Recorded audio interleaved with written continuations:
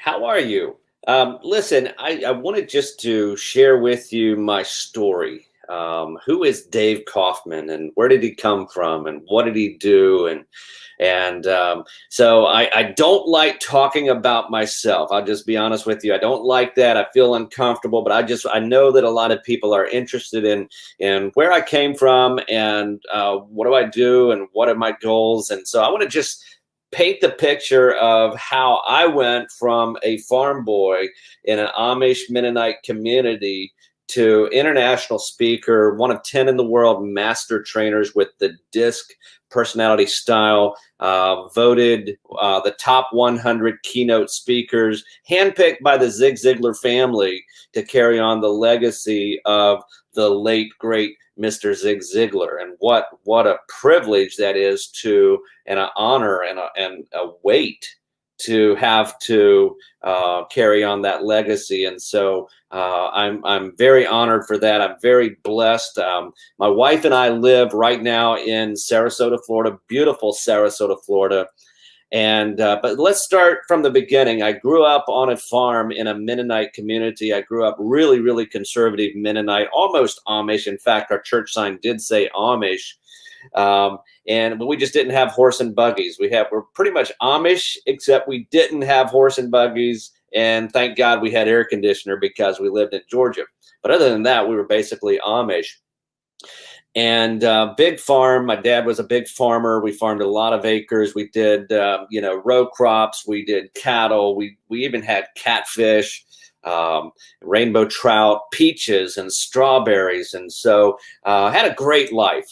Wonderful parents that loved me and supported me. But it wasn't long before I realized that I don't really want to be a farmer. I stayed until I was like 21 years old. And helped my dad on the farm and worked for him on the farm. But I knew that that wasn't what I was supposed to do. In fact, when I was about 13 years old, I felt a calling on my life, and I didn't know how to handle it. Didn't know what it was. And so I went to my dad and I said, Dad, I feel like there's something that I'm supposed to do. And he said, what is it, son? And I said, I don't know. It just feels like I'm supposed to do something bigger than what we normally do. And he said, do you think it's a preacher? And I said, I hope not. I hope it's not a preacher. But then he said, explain to me how you feel. He wanted to know. And I said, I don't know, but I feel like there's a group of people that are going this way, and my job is to somehow help them shift and go this way.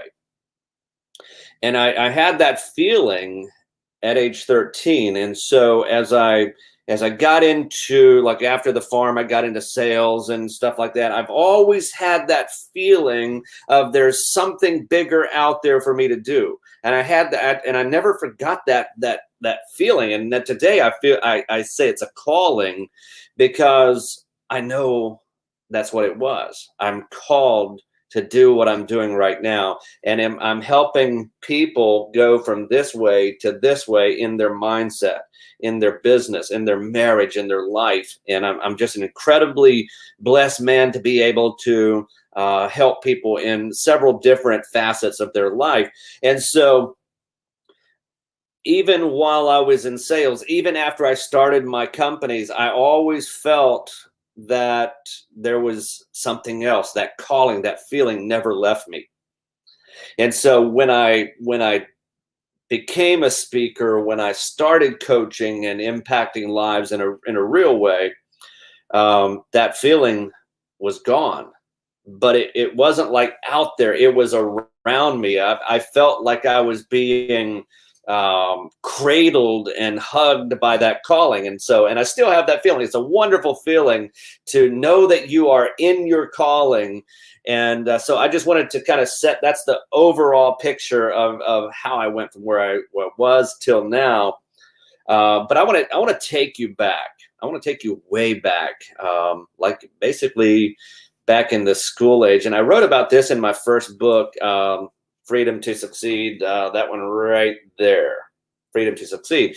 And, school was kind of tough for me. Probably because um, I wasn't engaged. I wasn't. How do I say it? Wasn't catered to in my personality. And now that I understand that, and not a reflection on the teachers or anything like that, but they probably just thought, here's this just unruly kid that is stubborn and likes to have fun. Okay, um, but I realize now, knowing what I know now about personalities, that my personality wasn't challenged, wasn't engaged in a way that I felt like they were speaking to me. I felt like they were trying to make me like them, like the teachers, which was a high C, and I'm so not a high C anyway. Um, if you want to know more about personalities, go watch some of my videos on YouTube about the different types of personalities. But so anyhow, I remember one time in school that I had coordinated we had suspenders, elastic suspenders to hold our pants up. And I had coordinated a pencil shooting episode, and I wrote about it in the chapter in my book. And so I got all the guys to, at a certain time during class, to get our pencils and like put them inside our suspenders, and then we would create a slingshot and push the pencils down, and they would shoot up. And so I did that, and they would shoot up into the drop tile ceiling at school, and then we were just gonna, as soon as they make the noise, all of us guys were gonna be back and act like we didn't hear anything, be back working and like we didn't hear anything. Well, I was so focused on coordinating the timing that I didn't pull back far enough, and so my pencil went up and then came right back down and landed on my desk. And at that time, the teacher looks up because she heard all the other pencils but couldn't see them sticking in the ceiling. She just looked at us, and right then my pencil fell down while she was looking at us. And so what did I do? I was I said, "Who threw that pencil?" And that's my personality. That's a little bit who I am. I'm fun, exciting. I get in trouble way too often. I get myself into predicaments, but I have a wonderful life. And my family thinks that everything exciting happens to Dave Kauffman because, and it is because of my personality. I put myself out there. I try new things. I'm not scared to take a risk. I'm not scared to try something different. I'm not scared to have an adventure. And so that's why exciting things happen to me, because I have a more exciting personality blend than some others do. Not right or wrong, just different. So that's a little bit of a story of how I was as a kid. And I probably, out of all of my brothers and sister, probably was the most disciplined kid.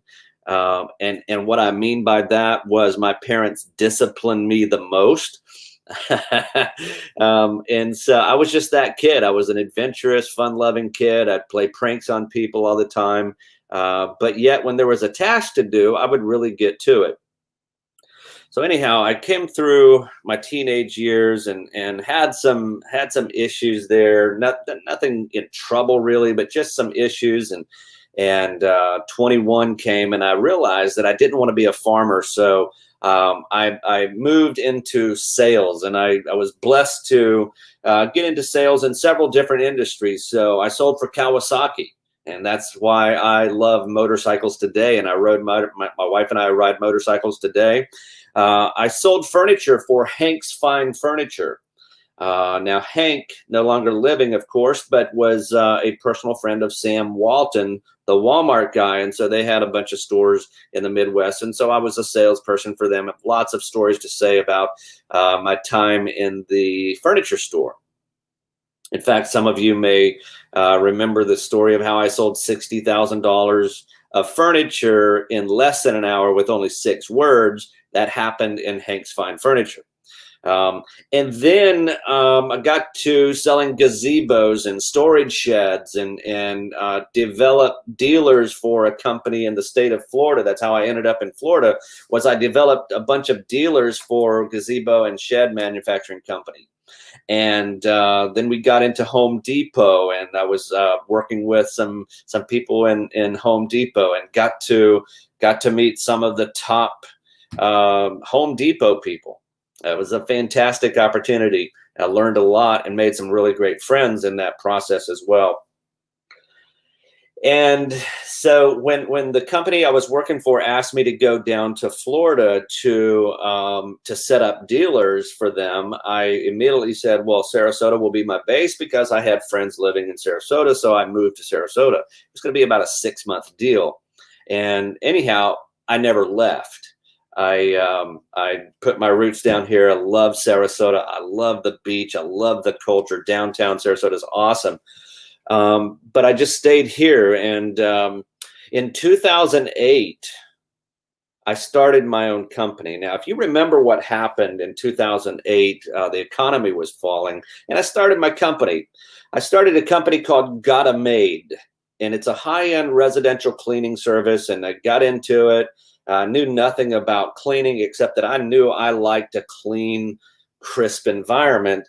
But what happened was I started looking around at some of the cleaning companies, and realized that this area was not serviced as professionally and efficiently as it could be. And my high D-type personality said, there's an opportunity. And I started thinking about a cleaning service, and I couldn't get it out of my mind. But all of my buddies, my thoughts of my buddies back in Georgia, like, what are they going to think if I start a cleaning service? And I wasn't even married yet at the time. And what am I going to, I mean, that's like, all of them are farming. They're riding horses and driving tractors, man things. And here I'm thinking about starting a cleaning service. And so I did, and I struggled with that for a long time. Like, should I? I mean, is that? And it just kept coming to me. And that's a clue. When something does not leave you, when you keep thinking about it, that's a path that you should probably consider going down on, and walking that path. And so I was going across Ringling Bridge one time, and I was driving. I was still working for the sales company that I was working for, and I saw this little car, like a Mini Cooper, come flying beside me. And on the side of the car, it said this. It said, "Professional dog walking services." Now, you got to understand, I'm a farm boy from Georgia. We had dogs, but let me tell you, they walked themselves. Like, we didn't even walk our dogs. They were outside dogs. And I got to thinking about this. Here's this little girl, and she was so happy. She looked like she was singing, and she was going across. She was zipping to her next job to walk somebody's dog. And I said, if people are either smart enough or rich enough or busy or too busy to walk their own dogs, surely they're too busy and too rich to clean their own houses. And that girl, and I've never seen that car since, but she gave me the courage to go ahead and put a stamp on it and start Gotta Made. And I started Gotta Made while I was working for this other company. And we started growing, and we got up to like 30, 40, 60 clients. And by the way, I got my first job without having my first employee. So I got my job, and then I was like, oh boy, what do I have to do? I said, I have to go find somebody to clean it, because I'm not going to clean. I don't look good in a maid outfit. Okay. I don't look good in a maid outfit. So I'm not going to be the technician of my company. And so we literally just started hiring one after another. And I learned about processes. I learned about systems. I learned about turnover. I learned about people quitting. I learned how to hire. I learned how to fire. I learned how to do it by doing it. And 2008, that was all in 2008. Well, then my company that I was working for came to me and said, hey, Dave, we're so sorry to tell you, but we have to cut back, and your job is terminated immediately. It's like, oh, wow.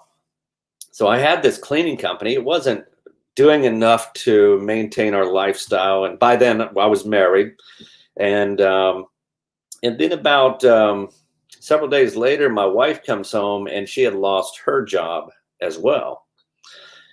You remember it. If you're old enough to remember 2008, there was just a lot of just crumbling happening in our society and our economy. And I remember thinking, I got to go get a job. And so immediately I made some phone calls, and because of my reputation as a good salesperson, I got another job offer. I shook his hand, said I'll be here the next Monday. I got in my truck to leave, and I heard something, "Don't do it." And I was like, "What?" Like in my mind, I felt it. I felt like, "Don't do it."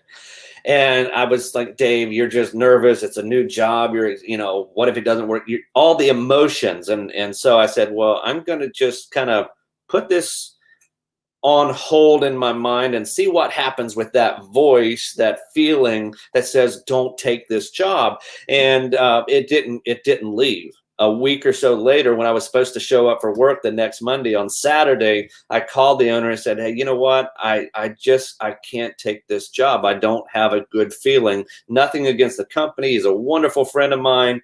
I said, "I just can't take this job." But I didn't know what else I was supposed to do. And so I remember, uh, like it was yesterday, sitting on the couch with a gotta made business card, the cleaning service business card, beside my wife, and I say, "Honey, this is it. This is all that we have." And I held up the business card and I said, "Shall we jump off the deep end? Shall we jump off the security of having a job?" And it literally felt like I was jumping off of a boat in the middle of the ocean and going on my own with just swimming, and my wife was with me. And she said, "Let's do it." And so we jumped off. We really, and again, we had the company started already, but it wasn't like we weren't depending on that for a lifestyle. And so we started like really pouring our heart and soul into the business. And I grew the company, and within 3 or 4 months, we were making more money than what both of us were doing when we were working for other companies. And by then it was then 2009 started happening, and by then we had close to 20 employees in the cleaning service, and we were making really good money. We got some contracts. One contract alone was worth $500,000.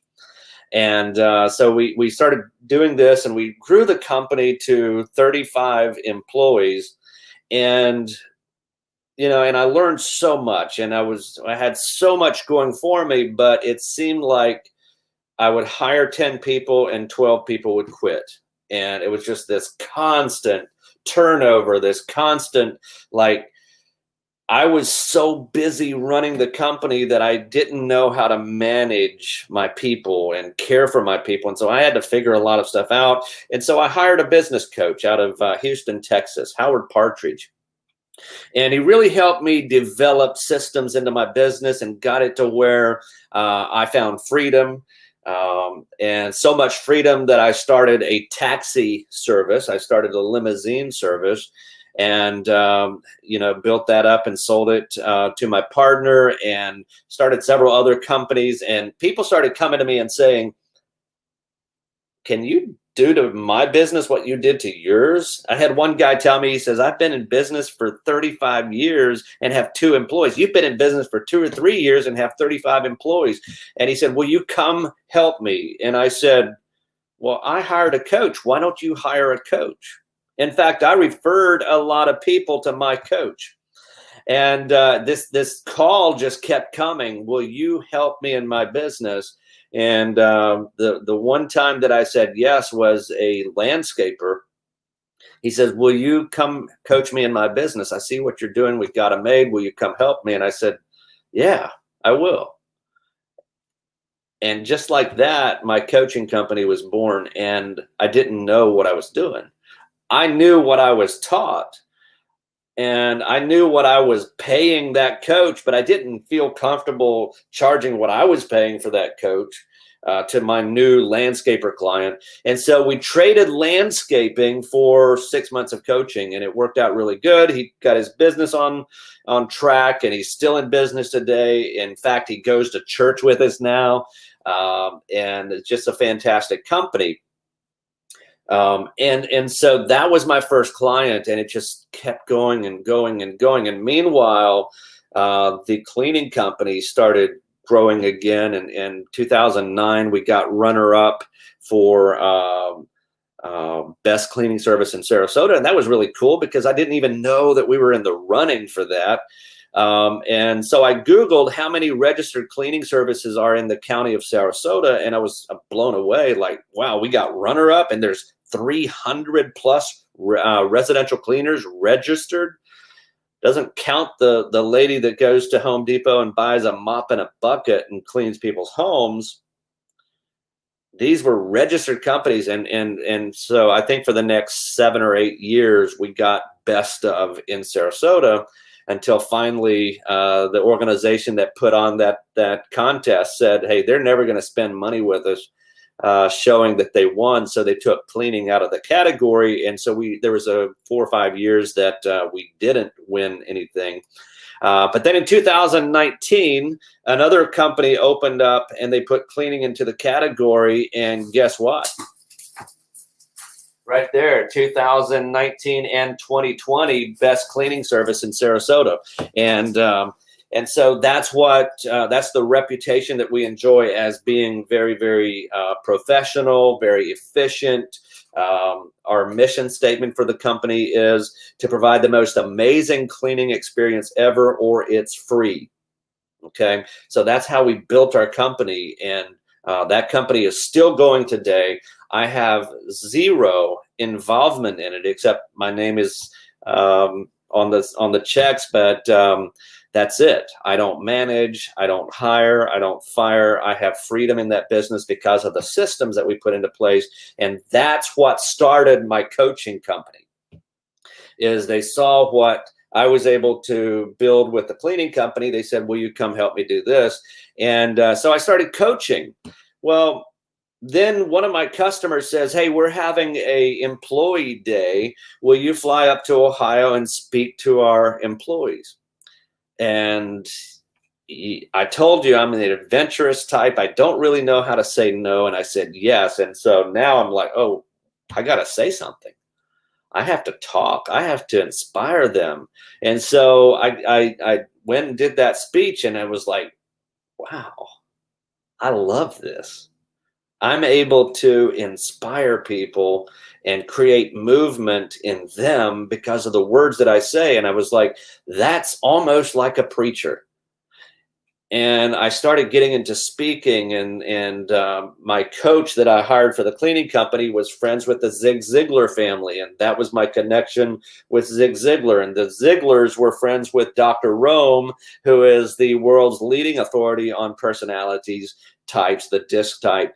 And I'm now one of 10 in the world master trainers under Dr. Robert Rome. And so DISC gave me the ability to speak, coach, train, and my business gave me the opportunity to speak, coach, and train, my cleaning company. And so I started the company called Empowering Small Business because I wanted my work, I wanted my influence, my abilities to empower others. And that's part of my personality. I have a high I-type personality, which is inspiring and influencing. And so we started Empowering Small Business, and today we serve hundreds of clients all across the country. We have clients in other countries. I've spoken in other countries, and it is my pleasure to impact the lives of others for a positive outcome. And so that is a little bit of my story of how I went from a Amish Mennonite farm boy who struggled in school. In fact, I failed the 6th grade, and I never took a day of college in my life. when I got out of in the time that that I grew up in the Amish Mennonite community, 8th grade was all that they provided. I will say our 8th grade was more like a 12th grade. We were doing algebra in the 7th grade. So I don't feel like I got robbed of high school, but I never had the opportunity to go to college, or I never took the opportunity to go to college. But here's what I want to say. Education will never find your passion, but passion will always find your education. I would much rather have a passionate person than an educated person. Because if they're passionate about something, they're going to go after what they need. They're going to go after the education. They're going to go after the knowledge, the skills, the effort, the attitude that they need to accomplish their passion. So passion without, or education without passion is just, it's just book smart. And so I've been incredibly blessed to be, mentored and taught by some of the best minds around the world, and to help shape my philosophies and my thinkings and my, how is it that the guy that was like bad at school, like naughty and also not very good at school at learning, is now the author of 4 books? One of them became an Amazon bestseller, like that one right there, People-Centered Leadership. And so, I feel incredibly blessed with my life. I have a beautiful wife. She's wonderful. I have 2 amazing dogs, Gibson and Georgia. And we live in Sarasota, Florida, and I get to travel. I own an airplane. I just love that I get to do what I get to do. And so that's my story. And I hope it inspires you. I hope it inspires you that if I can do it, you can too. And that's the real reason for me telling my story, is I want to inspire you to be all you can be, to be who you were meant to be, so that you can do what you were meant to do. And so that finally you can have what you were meant to have. And see, the world, the society says you need to do something so you can have something, so you can be somebody. But I say, as my mentor Zig Ziglar taught me, you have to be first. You have to be the right person before you can do the right things, so that you can have the right things. Be, do, have. Don't get it mixed up. Don't get it confused. Go out and be all that you can be, all that you were meant to be, so that you can do what you were meant to be, to do, and to have. Thank you. God bless.